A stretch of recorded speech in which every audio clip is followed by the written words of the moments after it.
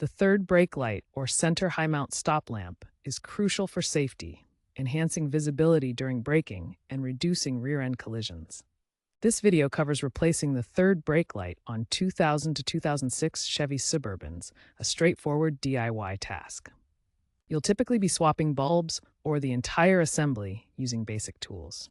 Many owners are upgrading to LED bulbs for increased brightness, longer lifespan, up to 50,000 hours, and lower energy consumption compared to stock incandescent bulbs.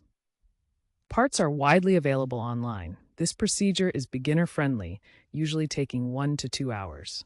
Begin by parking your vehicle on a level surface to ensure stability during the replacement process. Gather your tools, a screwdriver, socket set, and possibly a trim removal tool for safe access to the components. Access the third brake light from inside the vehicle by removing the headliner trim or access panel above the rear window. Some models allow lens removal from the outside using screws or clips. Disconnect the wiring harness and carefully remove the bulb or socket from the assembly.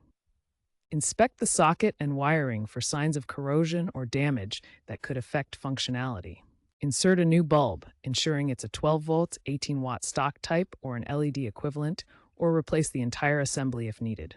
Before reassembling, test the light to confirm it functions properly. Reattach all components and verify the light activates when pressing the brake pedal. For added longevity, apply dielectric grease to the electrical connections before final assembly.